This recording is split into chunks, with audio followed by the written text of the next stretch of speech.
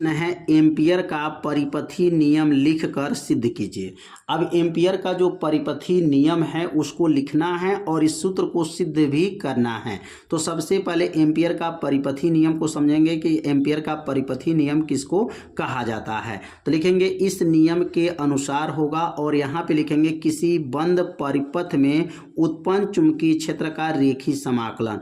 यह है उत्पन्न चुंबकीय क्षेत्र का रेखीय समाकलन, यह समाकलन का चिन्ह है और बी का नाम क्या है, चुंबकीय क्षेत्र हो गया और ये डीएल और समाकलन लगाया तो उसको कहा जाएगा रेखीय समाकलन हो गया। उस परिपथ में बहने वाली धारा, ये बहने वाली धारा और कितना गुना है तो म्यू गुना, ये गुणा है तो इसमें म्यू गुना होता है। तो क्या बोलेंगे, किसी बंद परिपथ में उत्पन्न चुंबकीय क्षेत्र का यह रेखीय समाकलन, इतना बोला जाएगा उत्पन्न चुंबकीय क्षेत्र का रेखीय समाकलन उसी परिपथ में बहने वाले धारा का म्यू गुना नाट होता है। मैंने म्यू नाट गुना, ये गुना का मतलब क्या हो जाएगा, गुणा हो जाएगा। तो इसका जो है एम्पियर का परिपथी नियम इसी सूत्र में छिपा हुआ है, बस आपको बनाना है। तो परिभाषा को लिख लीजिएगा, किसी बंद परिपथ में उत्पन्न चुंबकीय क्षेत्र का रेखीय समाकलन, ये पूरा हो गया रेखीय समाकलन, उस परिपथ में बहने वाली धारा का म्यू नाट गुना होता है। तो ये नियम को लिख करके आपको एक बार दो बार पढ़िएगा, आपको नियम क्या होगा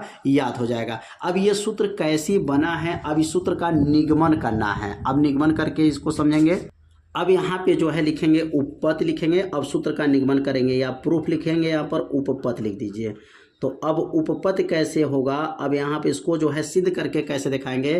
तो सबसे पहला काम जो है क्या रहेगा, यहाँ पर जो है एक आपको जो है वृत्त बनाना पड़ेगा। मतलब यहाँ पर वृत्त बना करके बताया जाएगा किसके अंदर जो है आई एम्पियर की धारा, कितने एम्पियर का धारा, आई एम्पियर की धारा प्रवाहित हो रही है और कितनी त्रिज्या है तो आर त्रिज्या है। आई एम्पियर की धारा, कितने एम्पियर का, आई एम्पियर की धारा और इसका जो है वृत्ति पथ की जो त्रिज्या है वो क्या है, आर है और यह जो है एक सीधा तार है और इस तार में आई एम्पियर की धारा प्रवाहित हो रही है। कितने एम्पियर का, आई एम्पियर की धारा प्रवाहित हो रही है। तो सबसे पहले एक चित्र को यहाँ पर बना लीजिएगा, यह मूल बिंदु हो जाएगा और मूल बिंदु मतलब यह केंद्र हो गया। और यहाँ पे सबसे पहला काम करेंगे माना लिखेंगे। तो माना क्या लिखेंगे, लिखेंगे माना आर त्रिज्या का, कितना त्रिज्या है तो माना आर त्रिज्या का, माना लिखेंगे यहाँ पर आर त्रिज्या का वृत्ति पथ,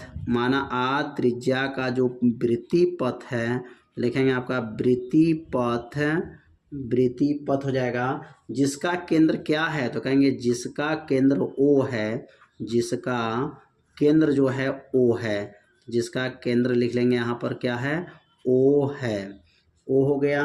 और लिखेंगे यहाँ पर पी बिंदु पर, कौन सा बिंदु है, यह पी बिंदु हो जाएगा। लिखेंगे पी बिंदु पर उत्पन्न चुंबकीय क्षेत्र, लिखेंगे पी बिंदु पर उत्पन्न चुंबकीय क्षेत्र, पी बिंदु पर उत्पन्न चुंबकीय क्षेत्र बी है। पी बिंदु, यहाँ बिंदु दो बार लिखा गया, बिंदु पी बिंदु पर, पी बिंदु पर उत्पन्न चुंबकीय क्षेत्र, उत्पन्न चुंबकीय क्षेत्र क्या है तो कहेंगे उत्पन्न चुंबकीय क्षेत्र बी है, उत्पन्न चुंबकीय क्षेत्र बी है तथा परिपथ में बहने वाली धारा, तथा परिपथ में बहने वाली धारा, परिपथ में बहने वाली धारा आई है, बहने वाली धारा क्या है, आई है, बहने वाली धारा क्या है, आई है, धारा आई है। तो अब यहाँ पे इसका निगमन करेंगे। इतना जो है पहले लिखेंगे माना आर त्रिज्या का वृत्ति पथ है जिसका केंद्र ओ है, पी बिंदु पर उत्पन्न चुंबकीय क्षेत्र बी है और परिपथ में बहने वाली धारा आई है। तो अब यहाँ पर एक सीधा तार है और सीधा तार में उत्पन्न चुंबकीय क्षेत्र में आप लोग जानते हैं उत्पन्न चुंबकीय क्षेत्र क्या होता है। तो यहाँ लिखेंगे यहाँ पर अनंत लंबाई के जो सीधा तार है उसमें आपको उत्पन्न चुंबकीय क्षेत्र लिखेंगे, लिखेंगे यहाँ पर अनंत, अनंत, अब यहाँ पे लिखेंगे अनंत जो है लंबाई के, अनंत लंबाई के, अनंत लंबाई के सीधे तार में, अनंत लंबाई के सीधे तार में उत्पन्न चुंबकीय क्षेत्र, सीधे तार में, सीधे तार में उत्पन्न चुंबकीय क्षेत्र, उत्पन्न चुंबकीय क्षेत्र कितना होता है? तो कहेंगे अनंत लंबाई के सीधे तार में उत्पन्न चुंबकीय क्षेत्र का सूत्र होता है B बराबर होता है म्यू नॉट अपान 2 पाई I/R होता है, और यह बन जाएगा समीकरण नंबर 1 हो जाएगा। तो अनंत लंबाई के सीधे तार में उत्पन्न चुंबकीय क्षेत्र कितना होता है? B बराबर म्यू नॉट अपान 2 पाई I/R। अब यही सूत्र का निगमन करना है। अब यह सूत्र कैसे बनेगा? तो सबसे पहले इसका LHS लेंगे, और LHS क्या है? तो लिखेंगे समाकलन वेक्टर B, और ये क्या है? DL है। अगर वेक्टर हटाते हैं तो क्या सूत्र बनता है? तो वेक्टर जब हटेगा तो यहाँ लिखेंगे वेक्टर हटेगा तो BDL cos थीटा हो जाएगा, क्योंकि ये सूत्र होता है। अगर सूत्र नहीं याद है तो सूत्र याद रखिएगा कि vector A into vector B का सूत्र होता है, vector A into vector B का सूत्र होता है, क्या सूत्र होता है? तो सूत्र होता है इसका वेक्टर AB cos थीटा होता है। क्या सूत्र है? AB cos theta. अब इसी सूत्र पर इसको तोड़ा गया है, तो अगर यहाँ पर AB cos थीटा जो देख रहे हैं, इसी तरह BDL cos थीटा हो जाएगा।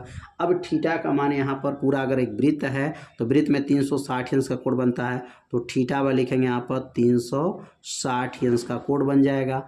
अब यहाँ 360 रख देंगे तो क्या बनेगा? समाकलन हो जाएगा, समाकलन B हो गया, DL हो जाएगा, और कास लिखेंगे यहाँ पर 360 हो जाएगा, और कास 360 अंश का मान क्या होता है? तो यहाँ लिखेंगे BDL हो जाएगा, और कास 360 अंश का मान 1 होता है। कितना होता है? 1 है, क्योंकि एक वृत्त है और वृत्त में 360 अंश का कोण बनता है, तो यहाँ 1 हो जाएगा। और 1 में जब गुणा करेंगे तो क्या बनेगा? समाकलन BDL हो जाएगा, और यहाँ B बाहर आ जाएगा तो क्या बचेगा? यहाँ पर समाकलन DL, और समाकलन DL हो गया। तो अब DL का समाकलन क्या होता है? तो इसका सूत्र लिखेंगे, अगर DX है तो यक्स होता है। DX का समाकलन क्या होता है? यक्स होता है। इसी प्रकार अगर DL का देखा जाए तो DL क्या क्या होगा? तो L हो जाएगा। तो अब यह हो गया B, और यह बन गया L, और L का मतलब क्या है? लंबाई। और ये लंबाई किसका लंबाई है? तो वृत्त की लंबाई। और वृत्त की लंबाई क्या होता है? ये पूरे वृत्त में की लंबाई अगर पूछा जाए तो पूरे वृत्त की लंबाई परिध के बराबर होता है। किसके बराबर होता है? परिध के बराबर। और लंबाई किसके बराबर हो गया? परिध, और परिध का सूत्र क्या है? 2 पाई R होता है। परिध का सूत्र क्या होता है? 2 पाई R हो जाएगा। अब यहाँ पे मान रखेंगे तो अब क्या बनेगा? बराबर हो जाएगा, यहाँ पर बराबर हो गया, और B का मान समीकरण 1 में देखेंगे। समीकरण 1 में B का मान क्या है? म्यू नॉट अपान 2 पाई I/R। अब यहाँ पर B का मान रख लेंगे म्यू नॉट अपान 2 पाई I/R। ये किसका मान है? B का मान हो गया। और लंबाई का मान क्या दिया है? तो लंबाई का मान दिया गया है 2 पाई R। लंबाई का मान दिया गया 2 पाई R। अब ये 2 पाई R से 2 पाई R कट, और 2 पाई R से 2 पाई R कट जाएगा, तो बचेगा क्या? तो बचेगा म्यू नॉट गुणे I। तो म्यू नॉट गुणे I बच जाएगा, और यही क्या करना था?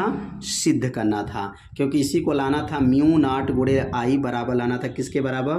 तो लिखेंगे समाकलन वेक्टर DL बराबर, यही जो है आपको सिद्ध हो गया। और ये किसका नियम है? एम्पियर का परिपथी नियम को सिद्ध किया गया है। बहुत आसान विधि से बताया गया है, तो आप लोगों को अच्छे से समझ में आ गया होगा कौन सूत्र यहाँ पे लागू किया गया। तो एक वेक्टर का लागू किया गया, और कोण 360 रखा गया है, और समाकलन DX का लागू किया गया, और L का नाम क्या है? परिध है, और परिध का सूत्र होता है 2 पाई R, और 2 पाई R से 2 पाई R कट जाएगा, म्यू नॉट गुणे I। यही जो है आपको सिद्ध करके दिखाना था, तो सिद्ध हो गया।